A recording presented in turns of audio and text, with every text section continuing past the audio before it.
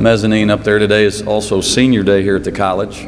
So it's a very, very busy day here today. Lots of folks coming to check things out. Hello there. Certainly for us in here today, as I look out, a wonderful, wonderful crowd today. Lots of people here to celebrate with us and celebrate with our 2016 inductees. I can't be happier to be standing where I am today in front of you as the athletic director here at Barton Community College in my 5th year. So this is my 5th Hall of Fame celebration or banquet that we have here in the afternoon, and I can tell you this is probably one of the most favorite parts of my job is today, because we all get to see, again, we all got to see as either athletes here or coaches here or fans here or contributors how special this place really was at one time in our life, and we get to revisit that again today. And so I want to welcome you all back to Barton Community College on this beautiful Saturday afternoon in Kansas. We haven't had so many of those here of late, but the sun is shining brightly today outside, and we certainly want to shine it bright on our inductees today. I want to go over the schedule for the day. With me also coaching the women's basketball team this year, it will be a little bit hairy for me to navigate throughout the process today, but for the inductees and your families and all of our former student athletes that are back here today, I just want to kind of go over the schedule. We'll certainly have our ceremony here and induct our 3 new members. At the conclusion of the induction ceremony today, we will have photo ops for obviously your family members and the former student athletes that are here that either played with these inductees or were coached by the inductees. I know Barton SID Todd Moore will be wanting to take pictures, obviously a chance for everybody to enjoy and fellowship as well. I'm sure there'll be plenty of cake and punch and mince left over at that time as well. Once you're done with all of the picture taking and visiting, at that time, there's 2 classrooms over here. One is now a storage room, but on the east classroom, right down the walkway there from the wood floor here, is where we'll be feeding all of the inductees, their families, and the former student athletes and or coaches that are with us today, and that will be in that classroom. Assistant Athletic Director Todd Moore and our Auxiliary Services Coordinator Brooke Thompson will kind of be helping gather you all for that. So then you'll be able to eat and again enjoy and fellowship. We will start our women's basketball game at 5:30. Our men will follow at 7:30. Between the 2 games, we will recognize all of our inductees once more publicly for all of the fans in attendance at our basketball games this evening. And again, we'll do that between games. So Brooke and Todd will be kind of gathering you up at that point. We'll get together in this northwest corner, and that's where we'll parade out from there for that part of the celebration today. Also in the gym, you'll find the seats marked for you inductees and all of those that are with you today under the inductee's name. So hopefully I've covered everything, probably not, but let's get this party started, shall we? As all of you know, the history of Barton Community College athletics, or as many of us refer to who were here during that time, Barton County Community College athletics, is rich in history and rich in tradition. As I look out here today, I see a lot of faces that have made that history and tradition possible. I see a lot of young faces that are continuing to carry on the tradition and history of this college, as our roots run very, very deep. As we boast 55 national championships, the most of any NJCAA college. And that speaks volumes. And it speaks volumes about the character of coaches that we've had here at this college. It speaks volumes about the kind of student athletes we've had here at this college. And just as important, it speaks volumes about many of the faces that I see out here today, those who have supported and contributed to the success of every single athletic program here. We're going to hear about some of those wonderful stories today, the success of these individuals, both on the field and off, which as the selection committee, when we get together and talk about, our long list of those who are well deserving of becoming Hall of Fame members here at Barton, we talk just as much about what those folks have done beyond Barton, in their athletic career beyond Barton, in their adult life beyond Barton. And we talk a lot about the importance of that, because as you young people are listening today, it goes far beyond what you've done here at Barton and what you will do and what you will become. And hearing the stories from each one of these inductees every year sheds light on that for sure. At this time, before I introduce you, I know you're all tired of hearing me talk. You didn't come here to listen to me talk today. I want to introduce our new vice president here at the college, who will say a few words, and then we'll move on with the presenters for our inductees today and our ceremony as a whole. Ladies and gentlemen, about a round of applause for our new vice president here at the college, Dr. Robin Garrett.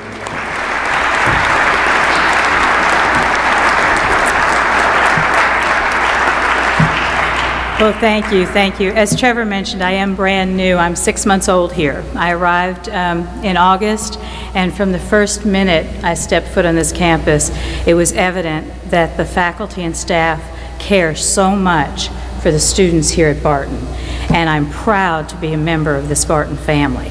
So aside from that, I want to welcome the current members of the Hall of Fame here at Barton, as well as the inductees, back to Barton Community College for the day and for the weekend if you plan to stay, as well as their family and friends and our community members that are here today. It's wonderful that we have such support and generosity from our community, from our boosters, and from our Board of Trustees. And we do have a Board of Trustee member here. Trustee Don Lerner, would you stand up, please?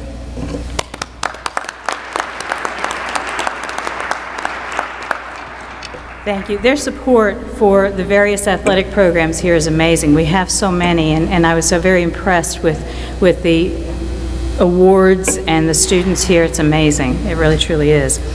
At any institution, there are many A's, and we, of course, first think about the A's the students are trying to earn on their grades, right?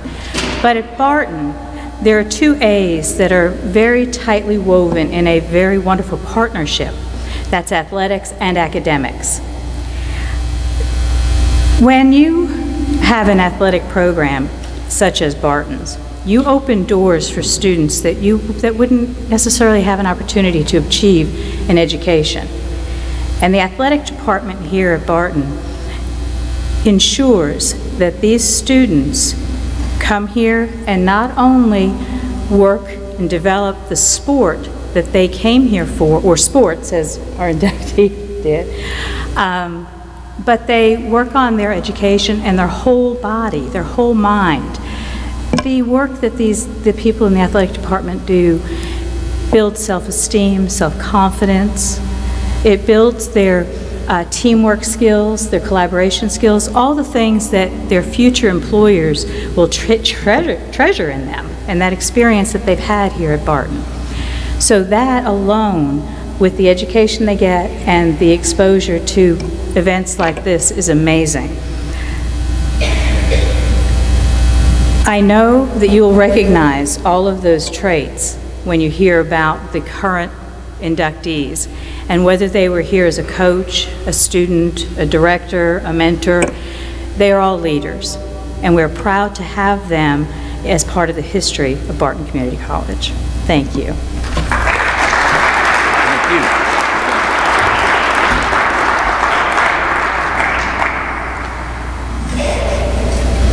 I wanted to just take a moment, but we will certainly, in a special recognition at tonight's game, recognize the great loss that we all experienced when we heard the news this week. We've lost one of our great ones, someone that meant so much to not only the athletic department here at the college, but not only the college itself, but in our community as well. and that's the passing of J.B. Webster, a 2004 Hall of Fame inductee, and a man who meant so much to this college and so much to our athletic department. So I would be remiss to not mention the passing of J.B., but again, we as a department will be recognizing J.B. at tonight's game with a special recognition ceremony when we recognize the rest of the Hall of Fame members. So we love you, J.B., we miss you, and we're going to celebrate your career here and the impact that you made at this evening's game. Well, inductees, presenters, you've got big shoes to fill today. Again, 4 years of this being the 5th, we've heard some amazing speeches. We've heard some outstanding stories. And just last year, I've probably listened to one of the most inspirational speeches in my entire life that came from one of our inductees. And so I am sure we're going to get enlightened today, we're going to get inspired, and we're going to be able to appreciate Barton Community College athletics and how it's affected our 3 inductees. We got some big names going into the 2016 class, as we always do. The godfather of Barton soccer in the startup of our program. I can't wait to listen to the godfather today. I've never met Joe until today. We've talked on the phone and we've emailed, but I'm certainly interested to hear his story. A young lady will be with us today as an inductee that I knew when she was about this tall. She wasn't that tall very long, but back in the St. John Tiger days and the life and the path that I watched her take, and certainly the historic career that she made for herself here at Barton. And last but certainly not least, the old-timer with us today who put a major mark and a major stamp on this college. I mentioned 55 national championships in the sport, in all sports as we lead the NJCAA. 54 of those came from our track and field and cross-country programs. And we have with us today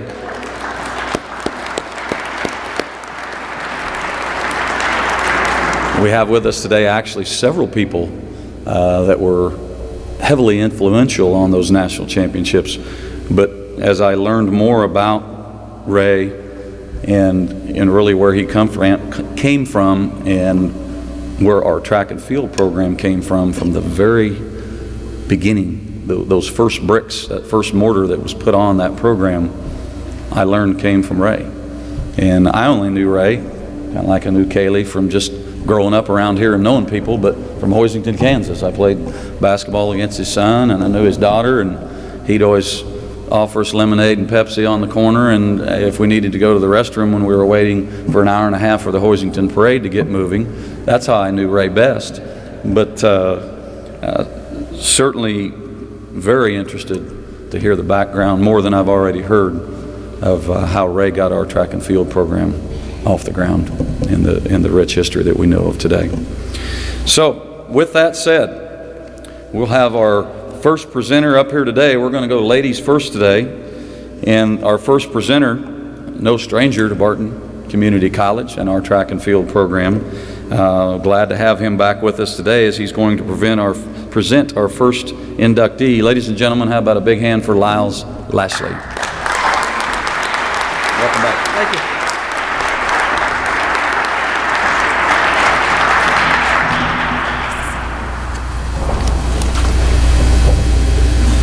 I promise that's not 12 pages.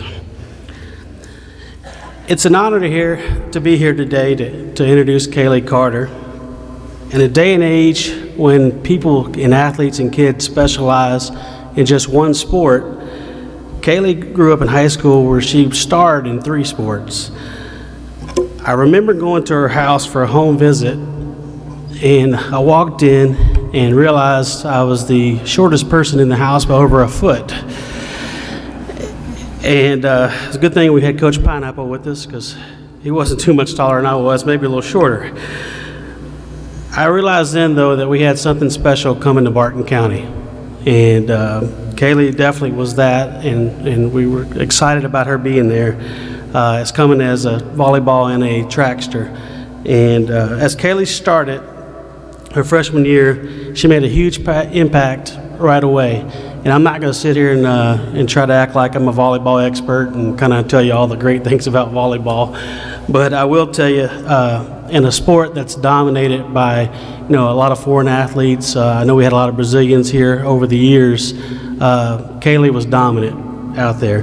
Her freshman year, she led the team with 516 kills, which at the time broke the school record. She led the team to a national tournament berth also that year.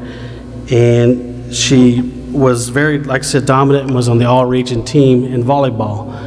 As her track season that year, Caley was an instant success. The previous years, we had won indoor nationals with the girls, but we always struggled outdoors because we didn't have throwers. Caley and her teammate LaQuanda Cotton at the time from Florida, they're the ones that actually put us on the map as far as throws and got us started with our national championship outdoor run. I know Caley, was kind of more for the volleyball, but she really kind of paved the road for our success in track. That year she was All-American both indoors and outdoors with the shot put, and then also All-American in the discus that year too. Along the way there, she also made her sophomore year when they came along, it was even more successful. Her volleyball, she broke the school record with 643 kills, but was surpassed amazingly by her teammate at the time, Juliana Escobar, and those two still sit 1-2 on the list today. Amazingly, they also then got them to the national tournament that year, and she also is very in the top 10 list in the sorry, I'm not good at these volleyball stats, for service aces also. During the indoor season that year, as she started coming along, basketball, one of their big girls got hurt, and Caley we had to go kind of back and forth today on this one with that, and over the years I've kind of lost my memories, I think. But one of the basketball centers got hurt, and during the middle of indoor season, the basketball asked Caley to come out and play. Amazingly, she went out and held her own in the basketball, and then came back and did really well for us indoors and led us again to a national championship. Outdoors again, then she also led us to another national championship too. So as you see this kind of repeating, she was just a great success here at Barton with that. After she also left with top 10 performances and still has a top 10 performance in shot and disc, both indoors and outdoors. After garnering 4 national team championships, numerous All-American performances in track, all regions of volleyball, Caley moved her volleyball talents to the great state of Louisiana. I'm from Louisiana, in case you didn't know. She was in the middle of Cajun country at Nichols State, and boy, did the hardware keep coming in. She was the team captain, earned all Southland Conference Newcomer of the Year, first team selection as well as being named Conference Player of the Year and the Conference Tournament Most Valuable Player. After her stint in Cajun country, Caley continued her playing career overseas in Europe, leading the Odense women's professional team to 7 championships, gold medals, 2 silver medals, 1 bronze at the Danish Cup and Danish National Championships. As team captain on back-to-back championship teams, the awards kept rolling in. 2-time Danish team of the year outside hitter and runner-up for the Danish Player of the Year. But her competitive blood kept bowling. After many years, a track team there, club team, kept trying to talk Caley into throwing the shot put, and she would have 9 months on for volleyball and usually had 3 months off.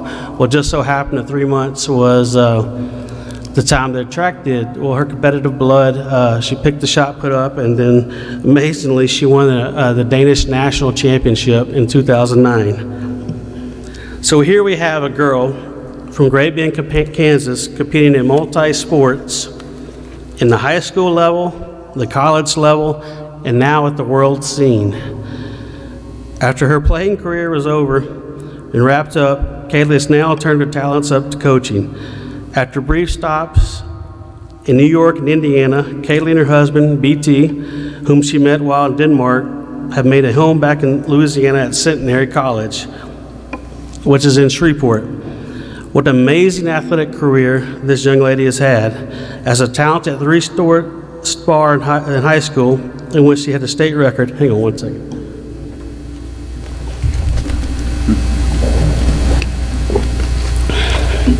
Not good at this talking long anymore. In which she had the state record holder in shot put all the way through her professional career. If you didn't notice, she was a team leader all the way through, team captain, and she was a pleasure to coach, hardest worker, quiet, but she would lead by example, would get vocal if she needed to. If I coached nothing but Caley Carters all through my career, I might still have my hair grow up here. It was a great pleasure to coach her all through those years, and it's a great pleasure and honor to introduce the new Hall of Famer, Caley Carter-Knudsen.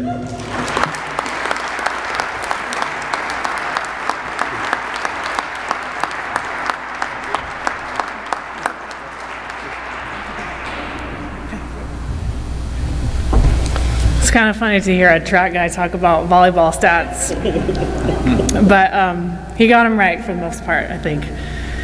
And yeah, I think that, I guess since I played professional volleyball, it's probably what I'm more known for, but if we didn't mention the track part of my days at Barton, then it wouldn't really be complete, because it was a huge part of my experience here. And growing up in Great Bend isn't easy when you're a girl like me who doesn't really go to her proms and homecomings and would rather be out playing my sports. So I had two parents who were also in the school district.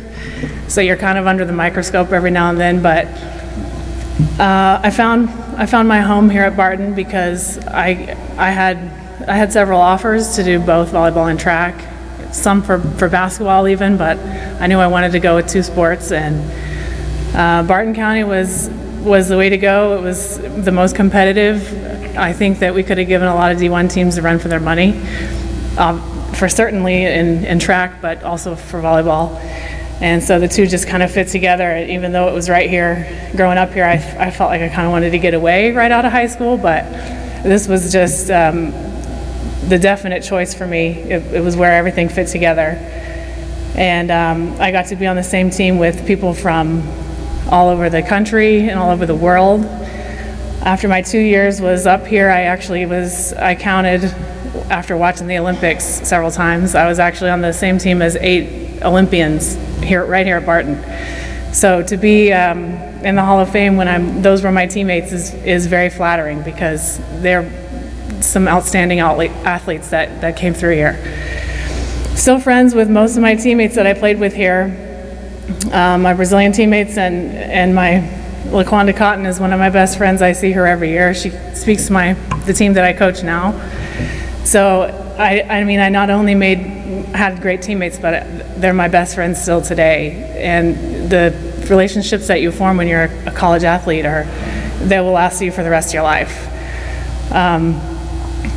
I just couldn't be more flattered to be in Barton's Hall of Fame, because it's my second home right here in my hometown. So thank you so much for this, and I'm always going to feel at home when I'm here at Barton. So thank you.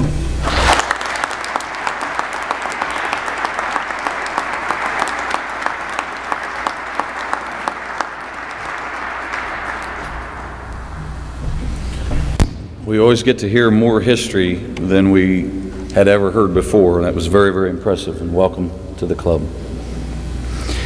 Our next inductee today will be presented by a former player of his. Ladies and gentlemen, without further ado, please welcome to the microphone Mr. Sean Hubbard.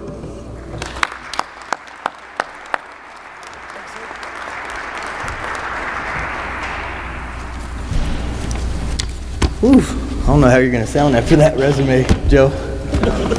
Sorry. That's rough. Hey, first of all, it's great to be back here. I was a member of the inaugural men's soccer team here, so I played for Joe from 2001 to 2003. And I haven't been back here since then, so it was kind of fun to walk around earlier and see all the upgrades to the facilities and see what the college is doing. So that's pretty exciting stuff. But it did make me a little bit jealous because it was not like that when we got here in 2001. I mean, we started with nothing, literally didn't have a field. We literally built it ourselves. Anyways, it's good to be back, and I couldn't think of a better reason to be here than be able to celebrate this day with some of Barton athletics all-time greats. When Joe called to ask if I would help introduce him today for this introduction to the Hall of Fame, I couldn't say no for two reasons. One, I was about 10 margaritas deep into my Mexican vacation, but the second reason, and more importantly, that we're talking about a guy that gave me so many opportunities to live out my dreams. I just couldn't say no. I mean, it's the least I could do for somebody like that. He called and asked me and said, "Hey, will you do this?" I said, "Sure." And he goes, "Okay, just tell him some funny stories about me. Tell him how great of a coach I was. Really make me look good. Just tell them about how awesome I am, and they'll just love me. Maybe even sprinkle some comments in about how devilishly handsome he is." So I agreed to do this, but with his criteria, I think we're going to keep this pretty short. But I could list things off his resume. Won 3 straight conference titles in his 5 years here. Finished with a record of 63, 30, and 11, 12, somewhere around there. Region 6 Coach of the Year twice, Midwest Region Coach of the Year twice. He took our team to the national tournament in his second year of the program's existence. Coached 5 All-Americans, 2 academic All-Americans, but I'm not going to do that. What I'm going to do instead is explain why I'm probably the main reason that Joe Berger sits here today. If you give me just a couple minutes, I think you'll be with me when I say that. It all started about 40 pounds ago for me when I was a slightly above average high school soccer player in Topeka, Kansas. I had 0 college offers. I had no contact with any college coaches or anything like that. Matter of fact, I was enrolled at the University of Kansas and had my dorm room picked out and my roommate picked out, and we were just trying to figure out how we were going to stay out of trouble in Lawrence, Kansas. But Joe was recruiting a high school teammate of mine and close friend, Chase Leach. And Chase talked me into coming up here for a very late visit to just join him along. Now, keep in mind, Joe was not recruiting me. He had no interest in signing me. But part of Chase's visit was getting the soccer balls out and kicking it around in the gym with some of the guys. That was a good time. We had fun. But when we were getting ready to leave, Joe called me into his office and offered me a scholarship to come play at Barton County, which is kind of crazy. I was not expecting that. I mean, why would he offer a marginally athletic, pretty slow, couldn't really jump, not very good looking, not very smart guy. Yeah, I was left-footed. I had that going for me. Only left-footed. So, I mean, why would he do that? Was he crazy? Did he have any idea what he was doing? Did he offer me just to get Chase to come? These are all questions that were going through my head. But I like to think he's just a great judge of character and probably saw the potential in me that could lead him to down the path that would turn him into a Hall of Fame coach. But whatever the reason is, Joe took a chance on me. And I remember we started preseason, and I thought we were going to die. I wanted to die. All we did was run. I don't think it was, at least for the first week, we didn't get soccer balls out. It was just terrible. But when we started getting into the games, I think Joe probably, and he'd probably admit to this if you caught him on the right night, that he probably made the biggest coaching mistake of his life, which was he decided, it became blatantly obvious that I was not going to play. So I didn't start any games my freshman year. I maybe played in 4 or 5. So it should come to no shock to anyone in here that team went around 500 his first year, which is nothing to shake a stick at. That's okay when you're starting a program. But we're talking about a Hall of Fame worthy coach here, and it was a 500 record. But my sophomore year, this is where Joe's career finally started taking off, and just it went crazy. Let me read you that was the year we went to the national tournament, and Joe became he was the Midwest Regional Coach of the Year. It was the year he put me in the lineup and started every game. Let me read you a little excerpt here. This is from January 2003 from the Barton County Athletics website. Coach Berger earned the award for taking a soccer program from scratch 2 years ago and guiding them to a Region 6 title, as well as a Central District title, taking the Cougars to the national tournament in Tyler, Texas. At one point this season, the Cougars reeled off a streak of 10 straight games without a loss. To go a step further, Barton County went 13-1-3 over the final 17 games of the year. The Cougars had 9 shutouts in that stretch. I played defense for Barton County for Joe's. So where was I on the, oh yeah, the Cougars had 9 shutouts in that stretch, including 5 in a row at one point of the season. The Cougars cracked the top 15 for the first time in school history after winning the contest at East Central in Missouri, coming in at number 13 on November 18th. Here's a quote: "I feel this is more of a reflection of the kids' hard work and dedication over the 2 years of our program," said Berger. I think you're probably, maybe one kid in particular more than others, but I mean, that was a nice thing to say. But anyways, after that historic and memorable season, many of us went on to continue our careers and play in college sports at four-year universities. At least three of us signed with D1 programs. Todd Brittingham, who's here, went on to play at the University of Kentucky. Todd's buddy growing up. Ryan Doherty and I went on to play at Gardner-Webb University in North Carolina, which is fairly irrelevant unless you think about how that probably boosted recruiting for Joe and probably led to future successes like the 3 conference titles he won right after we left. But anywho, I kind of jokingly listed off some things off his resume earlier, but in all seriousness, Joe could not be more deserving from this honor. From a personal level, he took me, an unrecruited high school soccer player, and developed me into a Division I athlete. My dream was always to play on that level, and Joe was a major player in making that happen. So he took a chance on me, and he really took a chance on Barton County. I mean, he literally started with little more than a bag of soccer balls and a patch of grass to go practice on, and a group of guys that were willing to run through a wall for him. And it really laid the groundwork for a program that's received much national attention since then. But I couldn't be more proud to be included in his big day. Joe started as my coach and developed into a mentor, and then a friend after that, and as we speak, he is a reference on my resume. So there truly isn't a more deserving man to be the first representative of men's soccer to be inducted into the Barton Athletics Hall of Fame, except me. He's okay. But congrats, Joe, you deserve it.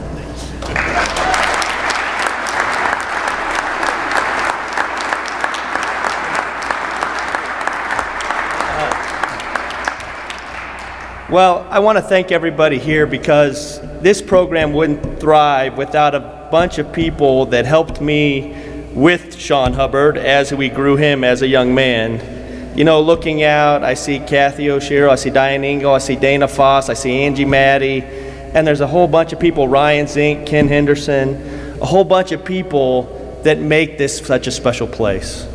You can't have a good program without surrounding yourself with good people. And I absolutely tried to do that in every facet that I did here in Barton County. And that's how you create a culture that you can be successful in. I'm glad Sean didn't tell you how I sold him to come here, really. I would sell everybody else's program. We had no players. We had our track team with Veronica Campbell-Brown, Tyson Gay, all these future Olympians. Here, our basketball team was winning. I sold them on a dream about being the Nebraska of junior colleges. And there's no doubt in my mind that this is exactly what Barton County has become. Producing great young people that are going to go on and have outstanding careers. As many people went on to play, I have other players that are in the same stuff that Sean did. I have a young man that's an elementary principal. I have a young man working in the post office. I have a young man working in communications at Ohio State. I have our first All-American, Mario Loyal, is a general manager of a club in Mexico called Necaxa. So we have guys that have gone on from Barton and really taken this place and taken the opportunity that they received here and made the most of it. As a coach, coming back to a program that he started with the sweat equity of the young people that I got to surround myself with Sean and a bunch of others, nothing makes a coach more proud to see the commitment of the university to keep its athletic program going and continuing to grow. As you can see by these great facilities that these young men have, as we will go and tour the new indoor soccer facility, which we didn't have. I think that says a lot about an institution. And really, for me, it's always proud. This will always be home, because this was where I was able to cut my teeth as a head coach for the first time. This is where I learned the waters. This is where I was able to make a lot of connections where I can help more people in the world. And I think this is what makes this place such a special place. Barton County is not done producing great student athletes. I mean, we have a young man that's an All-American here sitting with us today watching this presentation. And all these young men should chase their aspirations.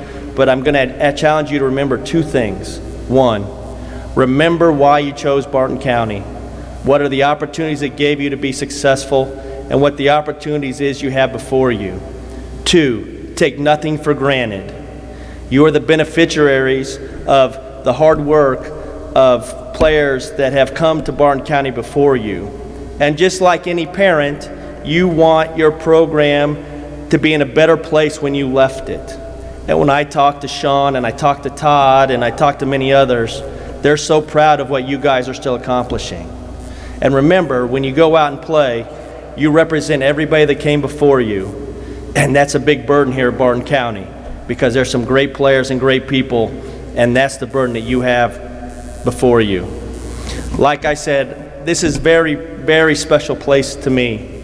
And just to kind of get you on the story about how I got here real quickly, is I was an assistant coach at Missouri State, and I actually traded for the opportunity to apply for this job, because Jeremy Allenball, the assistant with me, who's now the general manager of St. Louis FC, he would apply for this job on the NCAA website. I would apply for this one, he would apply for this one, just so we weren't all applying for the same jobs. My grandparents grew up 90 miles from here in Cocker City, Kansas. Central Kansas has been my home and is where my people are from. So I could not be more proud of being back here forever to represent those people and this university. Thank you very much for the opportunity. It is my pleasure to help anybody how I can. Thank you very much.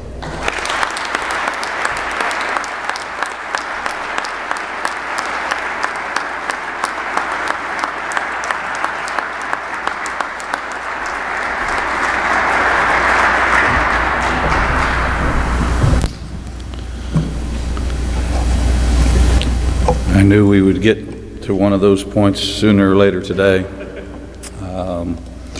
As a former athlete, just hearing these things, and you can't help but sit and think about all of the things that he was talking about and how true they all are. Joe, welcome to the club. Thank you. Our third and final inductee today has been a Barton County resident for many years, and again laid a foundation for what we know as today the most prolific junior college track and field program in the history of junior college athletics. Joel Light is going to be here to present Mr. Ray Seib. How about a big hand for Joel?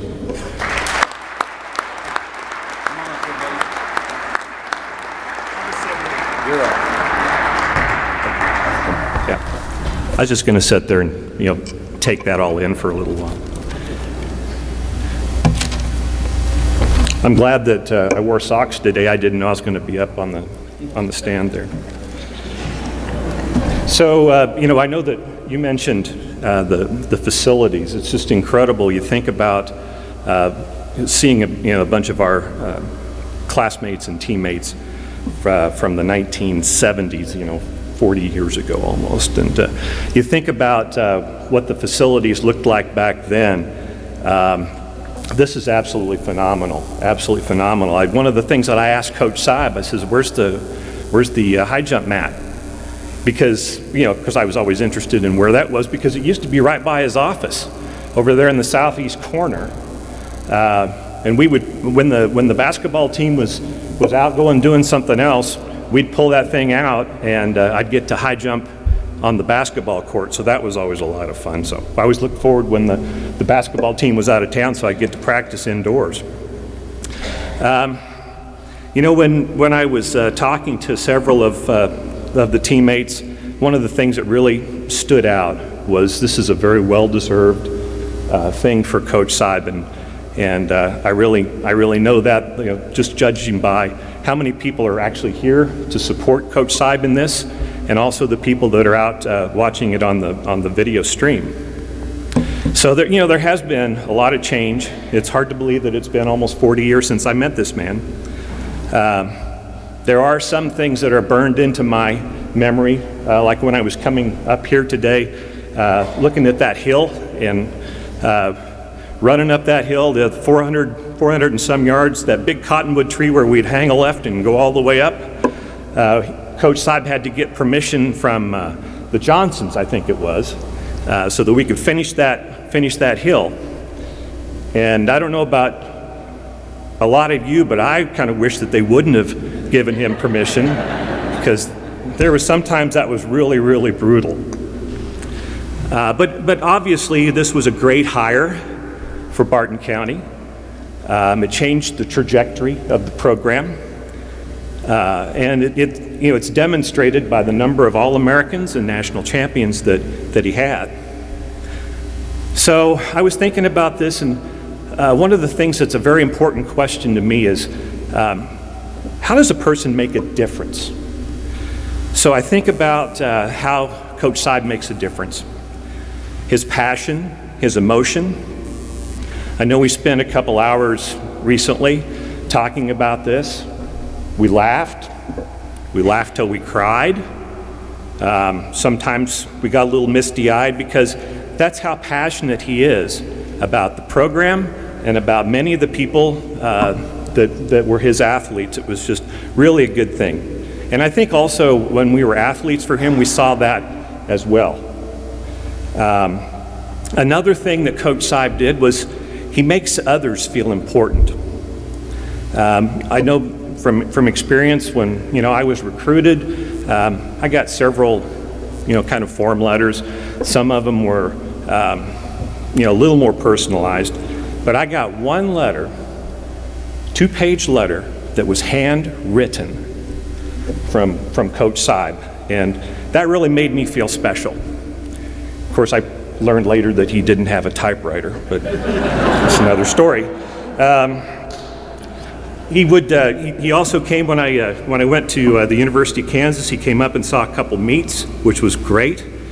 But he also has, in my opinion, something very, very special. It's like the ability to make a person feel like they're the most important person in the room. And I sometimes wonder if Coach Seib wouldn't have been here, if I might not have made the selection of coming to Barton County, but I'm really glad that I did. He was also very innovative. You know, just looking at the weight facilities, you know, a bunch of our teammates, you remember that old universal weight machine that we used to have? But he got us started on resistance training. He got us started, you know, with really good warm-ups, isometrics, and Adrian Bradigan and I, our favorites, the plyometrics, which were horrible, but that's another story. He's also a good teacher. He loved the sport. He was a good student of the sport. He was always looking for different ways to train, different techniques, and he encouraged us as a teacher to go out and understand what our particular sports were. He also understood the importance of competition, and that was particularly important for our indoor meets. He kind of stretched the budget a little to allow us to go places that we didn't necessarily get to go. Coach was our bus driver. I don't know if you knew that or not. There were no fatalities, right? Not that, okay. I didn't think so, but I just wanted to clarify. I forgot to ask that before I got up here. But he was a pretty good bus driver. We did have to stay in unconventional places every once in a while. We stayed in, I figured it out finally, it was Lewisburg High School gymnasium on our way to Central Missouri State, and, you know, spent the night and had a good time. We also stayed at Adams State dorms. when we were out there. Coach was very proud of his alum at Adams State and his time as a competitor there. He was a great planner. Had practice. We went on long-term trips. He would always have a place for us to practice, structured practice schedule, and he understood what the goal was and the direction to get there. And I guess, since he was really kind of a one-man band at the time, he probably had to be. But he also let us have fun. When we were in indoor up in Detroit, he let us go over to Canada. When we were up in outdoor in Eugene, we got to see the Oregon coast. So he also understood that that's important too. So it's with great pleasure that I introduce to you a pretty good bus driver, an excellent coach, but most important, a person who made a difference in my life and the lives of many others, Coach Ray Seib.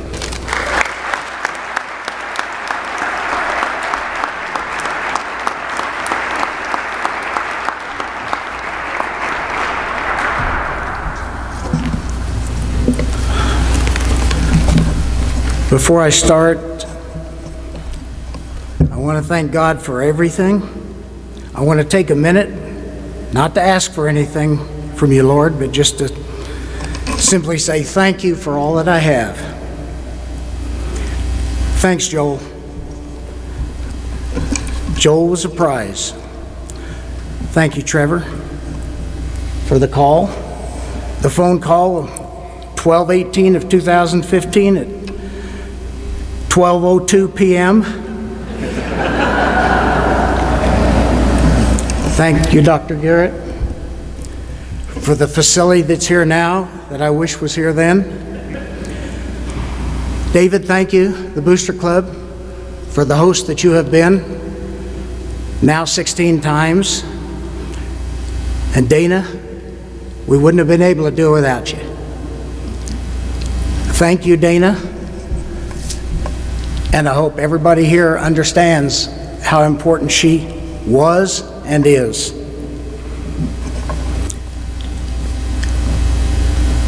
I want to thank my wife, Connie, for her support, understanding, and love for our family, our son, Brad, and his wife, Nicole,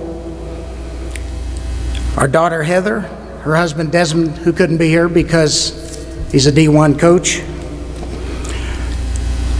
And I want to thank God's greatest gift, our grandchildren, Easton and Luke, who are Brad and Nicole's children, and Aiden, Ava, and Austin, who are Desmond and Heather's children. It's ironic in a way, both Brad and Heather still hold the high school records at Hoisington High School. And Brad played football at K-State. Heather was honorable mention basketball as a senior. They have all kept athletics a big part of Connie's and my life, and the grandchildren are continuing to do so. I'd like to thank at this time Dr. Jack Cotton, who was my high school basketball coach, college basketball coach, and Dr. Joe I. Vigil, my college track coach at Adams State. I was selected as Coach Vigil's first grad assistant while getting my master's. And to them, I owe the foundation of coaching with a passion to obtain results. Better get this out of here.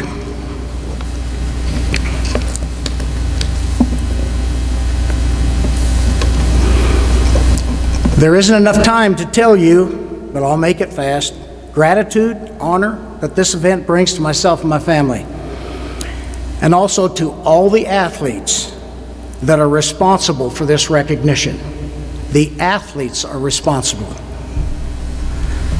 Trevor, you can't imagine the flood of memories, emotions, visits, phone calls, texts, the activity you brought into my life with your phone call that week before Christmas. I didn't subscribe to the Tribune while I was here. I didn't subscribe because I was too busy, I guess in my passion to coach and get a job done. When I got this phone call, my first reaction was, my goodness, what did I do? I was 40 years ago. I lived at the Great Bend Library for the last 3 weeks, going through microfilm. You know, a coach knows what is happening daily because you mark the progress down as you go, and you get the results of this hard work through competition and on the day of the meet. You work with what you have, and you plan to recruit in those areas where you have gaps so that you can become better. Well, the microfilm of that 3 years, 40 years ago, basically allowed me to relive it. So a lot of that is fresh on my mind. God, I'm fired up. One of the dangers of telling a story like this that happened so many years ago, as a coach, you really don't want to leave anybody out. Nothing can hurt more than waiting to possibly hear your name being mentioned. I'd been there before. You sat on the edge of your seat. You aren't mentioned, your name doesn't come up, and it's like not being chosen when you're out there trying to play ball. So right up front, all of you that put on your practice gear, trained, competed, performed, kept coming back for more, with failures and successes. This day in honor is all yours. It takes everybody to have a successful program, as Dr. Garrett was saying, to set a foundation of what is to come. To be a whole person that includes not only the time spent practicing for your event and competing in your event, but the campus life, the student life, the classes that create the atmosphere that one feels accepted and loved enough to come back, to keep coming back, to stay the course in achieving personal and team success. Before I begin this presentation, and trust me, I'm going to go as fast as I can. Don't hurry. Before I begin this, today I want to recognize 4 athletes that could not be here. Joe Waring, a distance runner from Salina, who was recruited to Barton County during the fall of 1977 to compete in cross country, started the beginning of what was to become a distance running program, lost his life in California, 10/8 of '84, doing his job, delivering a package to a client in the evening, and as near as can be figured out, got lost, pulled under a light in his vehicle to look at a map, and they found him, that he had been shot, leaving behind a young baby girl and her mom. Carl Niedermeyer, Blaisdell, New York, a distance runner who arrived the fall of '78 to add to the cross-country program, a fierce competitor during the race, followed by the soft-spoken athlete, went off the campus. He died at the age of 37 after falling from a ladder while working on his home in New York, leaving behind 3 children, Sarah, Anna, and Eric, and his wife, Linda. He graduated from Fort Hays State, as did Linda. He went on to serve his country in the Marine Corps in aerial recon, Special Forces. Carl. Andre James of Junction City arrived at Barton County the fall of 1979 and competed in basketball and track. Was a member of the first volleyball team here under Don Calvert. She was involved in modeling. She was on the women's volleyball team, as I said, and she was on the JUCO West Championship and 4th in the National Basketball Tournament basketball team. Andrea died as a private first class in the Navy in Oakland, California in 2006. And Brent Lupton of Great Bend, recruited as an intermediate hurdler, filling in the 400 where necessary in 1977-78. Just a super person to be around. Always so positive and hardworking. Qualified twice for nationals in the intermediate hurdles. Brent was living in Texas, working, very successful, out walking with his wife Anita one day, suffered a massive heart attack and died in 2013. We honor and remember you and your contributions. Thanks to the technology today, many of you are watching this ceremony from your homes, as circumstances would not allow you to be here. Thank you for helping with this recognition. The honor goes to you. Thanks to my family that's out there watching. Across the country, there are people in the Oregon, Washington area. There are people in Wyoming, in Florida, in Pennsylvania, that are watching this being streamed. The honor goes to all of you. I coached for 9 years at Syracuse, Kansas, had great kids, great parents who were hungry, teachable, coachable, and winners. Thank you, Syracuse, for the amazing results. I kind of want to briefly cover each year, but I'll do my best here. 1976-77, the athletes on campus, and the one that I brought with me, Mark Akers, bought into a training program that was more of a distance running program to condition for what would happen. Basically what happened is I interviewed in the middle of July and was here the second week of August because everything was starting. Wasn't a lot of time to recruit. Mark helped us move. I offered him a scholarship. It paid off. That first year, Laryl Rose in the indoor became an All-American in the 1,000. And with 4 other individuals, Les Eccles, Dave Ranker, Von Epperson, just about became All-Americans in the 2-mile relay. During the outdoor season, Laryl was there again in the 800, All-American. So that first year we had 2 All-Americans. 77-78 was a great recruiting year, I thought. During the indoor season, we were setting records. Joe Light was an All-American in the high jump in the national indoor. Craig Cushenberry was an All-American in the 600, and Terry Bradshaw from Jetmore was an All-American. Joel, by the way, from Great Bend, Craig Cushenberry from Goddard, Kansas, and Terry Bradshaw from Jetmore, All-Americans. 6 individuals in a mile relay were there. Adrian Braggham in the hurdles, Jeff Weaver, Kevin Smith, and Mark Akers. And that mile relay team would have had 4 All-Americans too. Kevin was injured in the 400, and he was injured in the race to the point that he was hurting and running, and the team didn't qualify. During that, oh, by the way, there was not really an indoor for women yet. The women were involved in the outdoor.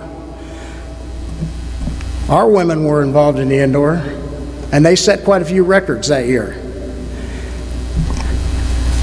Our women's team of Susan Skolot, Brenda Klug from Quivira Heights, Susan Skolot from Hoisington, Susan Stevie from Great Bend, and Kathy Kennedy, a transfer from KU from Salina, Kansas. During the outdoor meet in Champaign, Joe Light, again from Great Bend, All-American. And on the women's side, we got 2 All-Americans, Janelle Rogers in the discus, and Kathy Kennedy, Janelle Rogers from the Great Bend area, and Kathy Kennedy from Salina in the 400.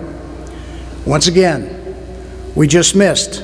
On the women's 4x1, they placed 7th. And in the 4x4 that year, I could never be more proud of our 4x4 mile relay team. Jeff Weaver, Mark Akers, Craig Cushenberry, and Kevin Smith. At that meet, when you have your coaches meeting and we were being seated, I got to know some of the other coaches on the national level, and at the end of that meeting they said, he asked if there were any questions. Well, I put my hand up, and they looked up there because normally they don't have questions. I said, well, I don't have a question. I have a request. And they said, well, what's your request? I said, we need a head start. And they just looked at me. I said, look, I've got 4 guys from Kansas, average height 5'9", 5'9 and a half. They're all from Kansas. We need a head start. And one of the top coaches in the country from Essex Community College out of New York said, well, you ain't getting one. Those kids that year ran 3:14.8 in the 4x4. That was back in 77, 78. I was so proud. They blew away the conference. They won it big time, and that's running against Garden City and Hutchinson and Butler, who were always the powerhouses. They won the regional. Once again, that little thing that happens, we just missed at the finals at National. Qualifying. 78, 79 was another good year. Cross country, we picked up some very good kids. The Carl Niedermeyer that I mentioned, Kevin Karst from Hoisington, Stacy Cook returning. He had run here in the fall of 76 and he came back. God bless him. Gary Gregory Goddard, Johnny Johnson, Junction City, Terry Pfeiffer, Victoria. Doug Leiker was back, and Craig Cushenberry. The thing about Craig and Mark and some of these individuals, Laryl, they were 800 and 400 people, and they were willing to come out and run that hill over there at Johnson's. And every time I talked to them, they all mention that, the hill. They do not forget the hill. It was an attention getter.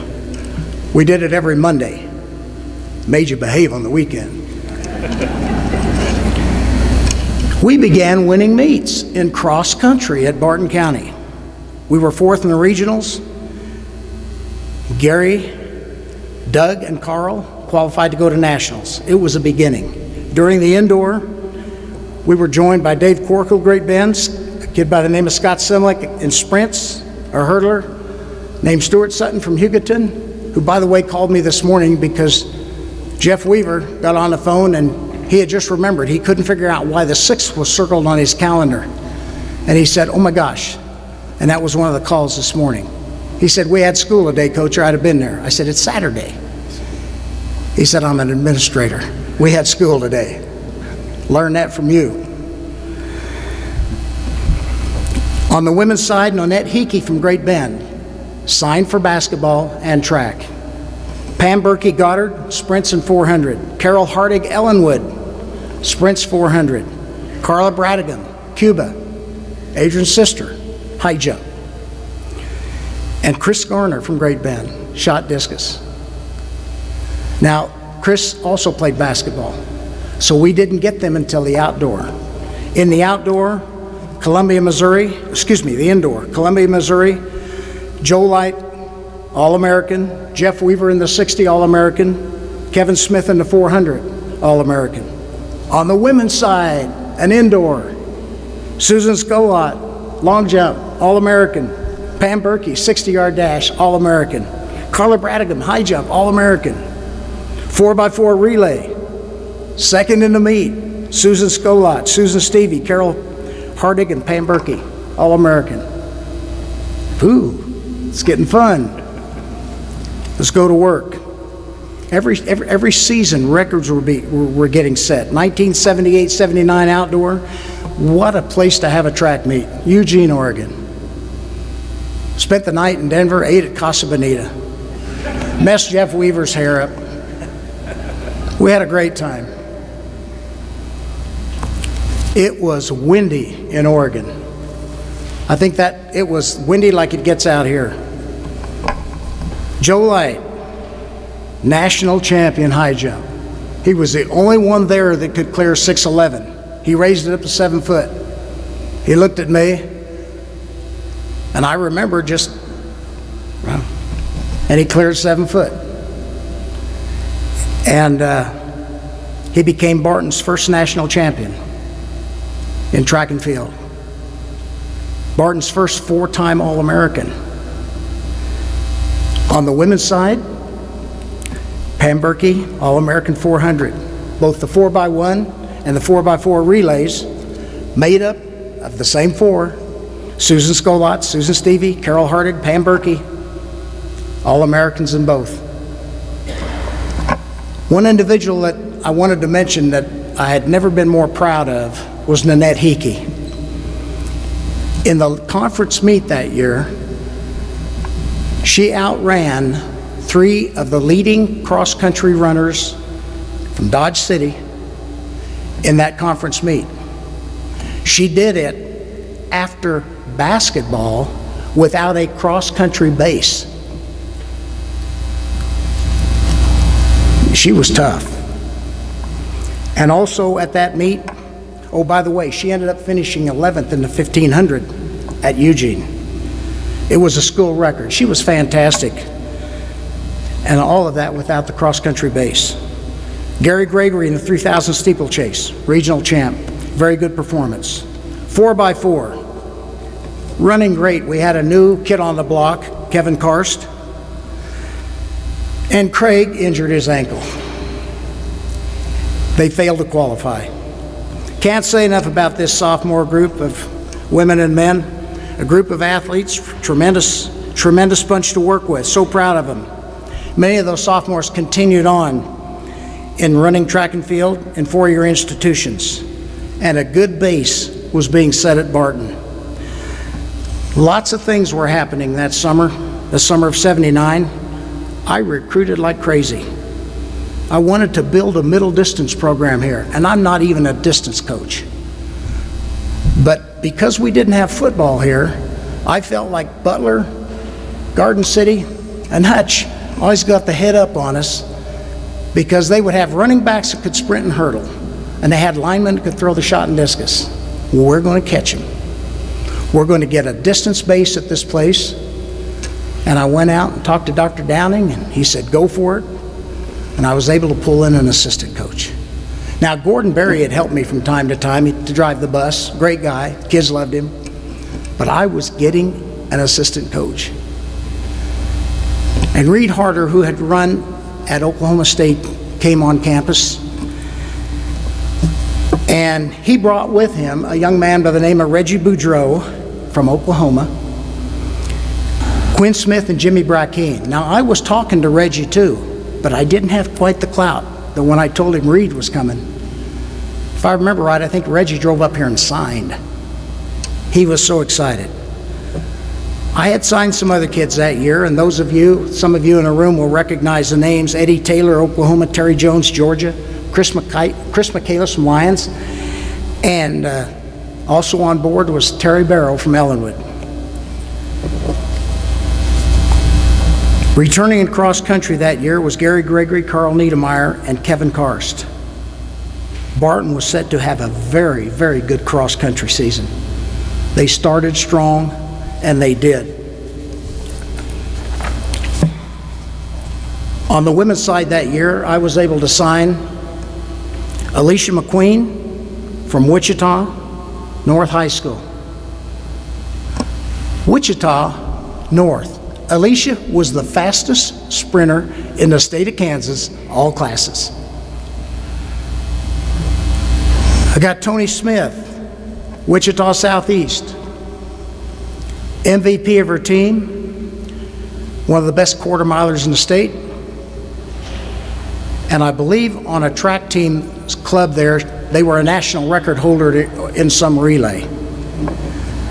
At the same time, I was able to pick up a young lady by the name of Nancy McCullough out of Junction City. Long jump, sprints, and 400. And Andrea James, that I mentioned before, for basketball and sprints.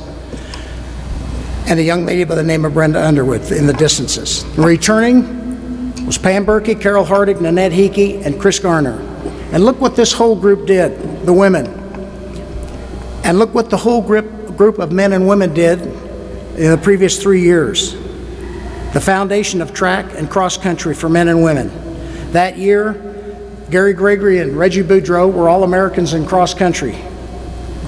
There was a team at Nationals for the first time, a cross country team at Nationals.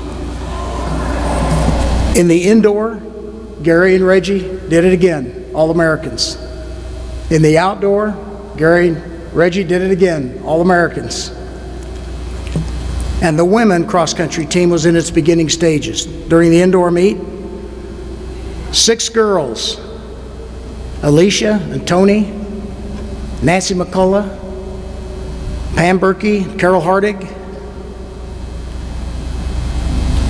and Nanette Hickey, who had just finished playing basketball. All-Americans indoors, national champions. 88 points, 6 girls, Columbia, Missouri. During the outdoor, San Angelo, Texas, national champions, 75 points. First in Barton history, indoor and outdoor championships, 8 girls. Chris Garner stepped in there, and so did Andrea James. I honor all you women. 3 of those trophy winners are here today. I would like you to stand up. Alicia, Tony, Pam.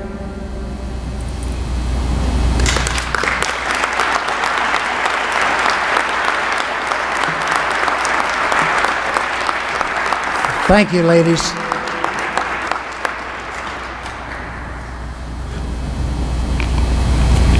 The team, basically, Barton was becoming the college now that the other athletes and coaches would look to, or they would look at. They do their pre-meet scoring, because all coaches pre-meet score. There's a good one there. Who was going to place second, third, and fourth, because they knew who was going to be number 1. It's ironic. Barton County won on the athletic page. If you haven't been on it, get on it. Home of 55 national championships, as Trevor stated. The irony of this is my alma mater, Adams State.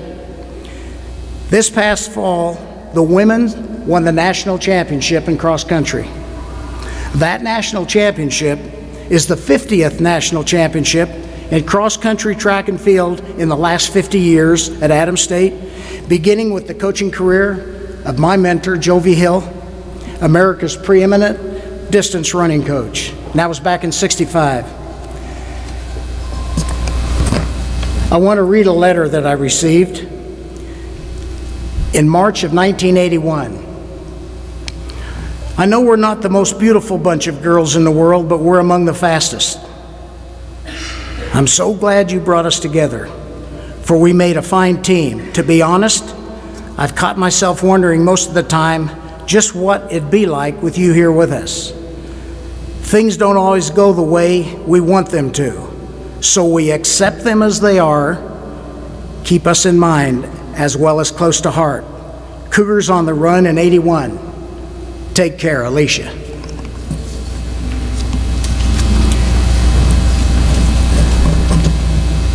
Barton County, thank you. And the facilities you've made available for the athletes that want to come here and compete in any sport. Trevor Rolfs, thank you. Dr. Garrett, thank you. The Barton County Booster Club, thank you. And one person, because of so many athletes being here today, Lori Cook, thank you. I'm not big on Facebook. But I want to especially thank the athletes and the parents of those athletes for allowing me to be a part of their lives. I want to close with something I found many years ago in Syracuse, Kansas. These words have had a profound effect on my life. I've shared them through the years. It's from an anonymous author. Most things said to be impossible in the mind of a man in the mind of the man whose timidity keeps him from making the attempt. Most things said to be impossible are so only in the mind of the man whose timidity keeps him from making the attempt. As an athlete, as a person in life, make the attempt. It's amazing what can happen. I thank you. Time for me to sit down.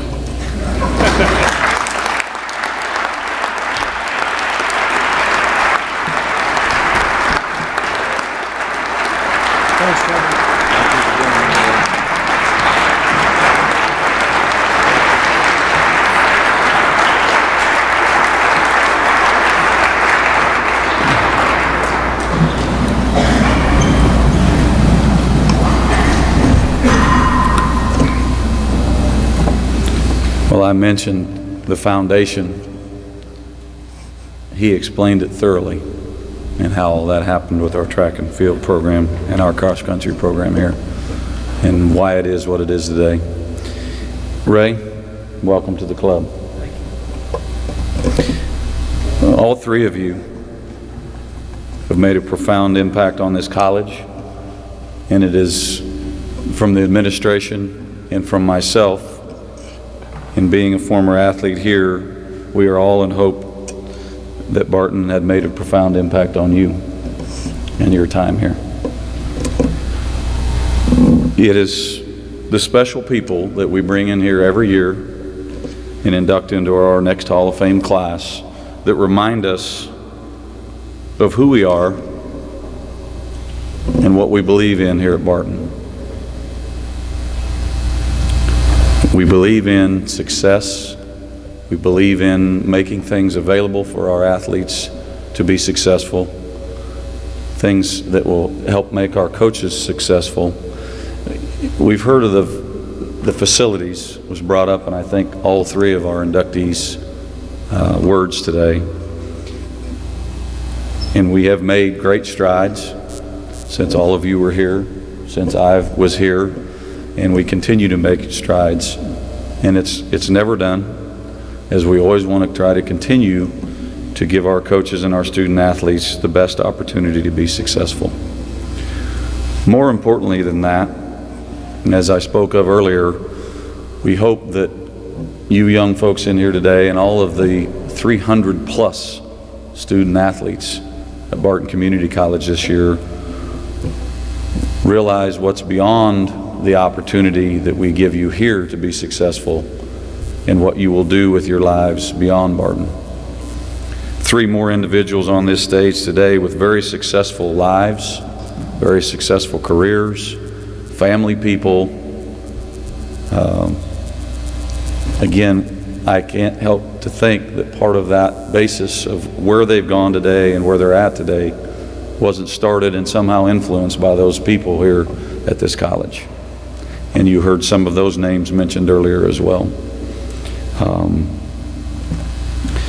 I could go on and on and on about the college, the success of the college, and how these individuals helped shape that.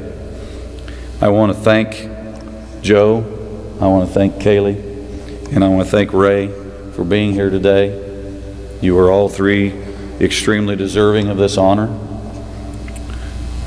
We can't thank you enough for your contributions to this college.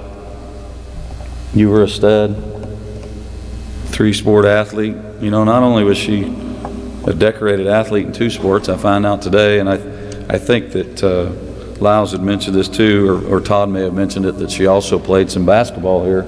So truly amazing to be able to be that successful in that many arenas here. Joe, our soccer program is what it is today because of you. I never had met you before today, but I had heard plenty of stories to know that we are successful in our soccer programs today because of the start that we got. And you are to credit for that, so thank you. And Ray, as I mentioned before, again, I've known you for a long time. Didn't really know you, but I knew who you were and the kind of person that you were. And I should have known that a lot of that started in rural Kansas and back here at Barton like it started for so many of us. But truly, as you go into the main gym this afternoon and this evenings and you see all of those banners hanging, if you'd have stuck around a little bit longer, there'd probably be your name attached to many of those. But we thank you for the foundation you built for that program and what you've meant to the college. How about one more huge round of applause for all 3 of our inductees today.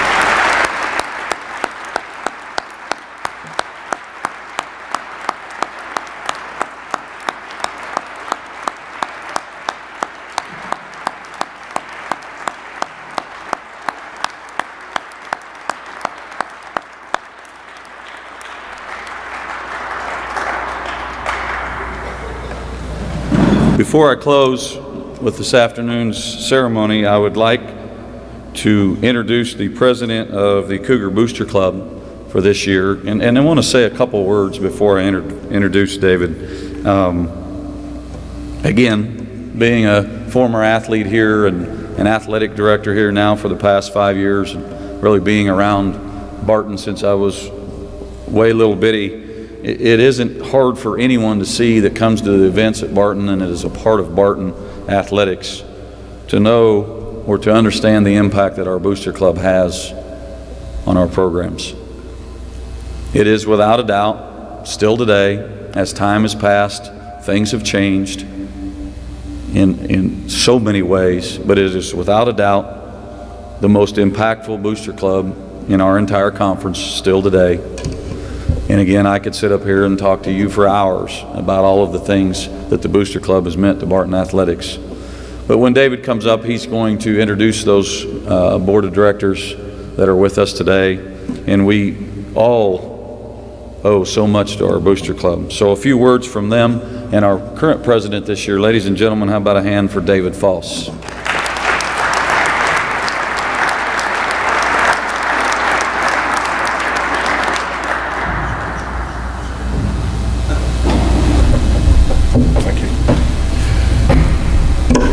First of all, my daughter called her mother before we came today and wanted to know if my wife had written my speech. And I told Dana, I said, no. I said, I took care of that while I was sitting in the bathroom shaving. I said, I took the paper off of the roll and I was writing on there. Well, consequently, it's still at home. So, I want to congratulate the recipients today. I was going to tell Coach Seib, though, I think the college should have taken old Blue and put her out here on a monument someplace for everybody to see what you all had to drive back then. Yes. I would like to introduce my board, those of attendance. Kelly, I'm not going to mess this up this year. I have Kelly Miller, if you'd please stand. Kelly Miller, Steve Davis, Kevin Sundahl, back in the back. I can't see that far. Barbara Schwartz. Oh, Barbara Schwartz, Linda Sisson, and Sandy Smith, my only son-in-law, Alan Crowther, Cole Rife. Is that all that's here? I think that's it for now. We thank you all. We appreciate it. Thank you. Okay, it's all yours. That's it. That's it. You gotta get coaching. Yeah. Time is it?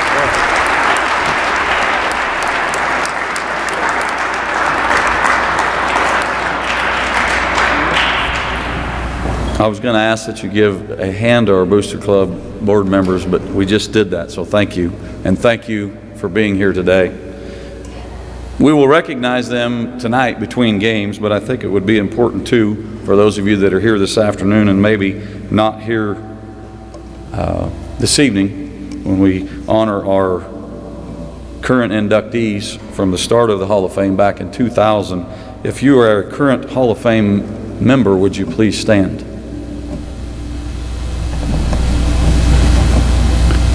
Okay, ladies and gentlemen, how about a huge hand?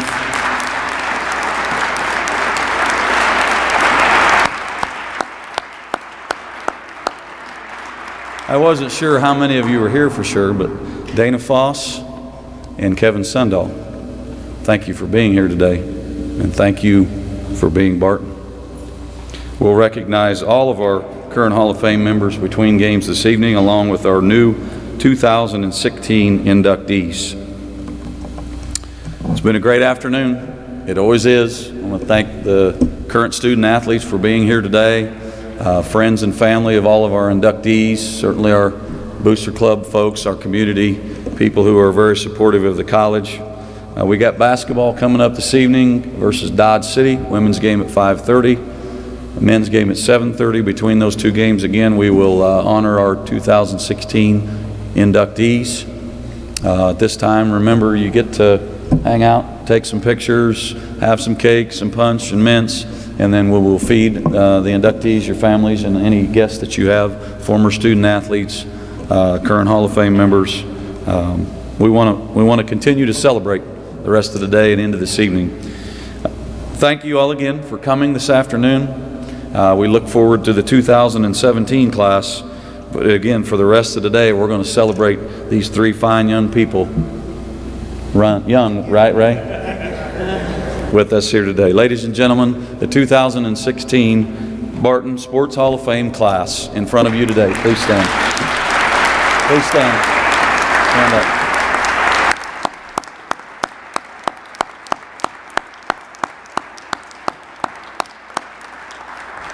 We'll see you this evening. Thank you for coming.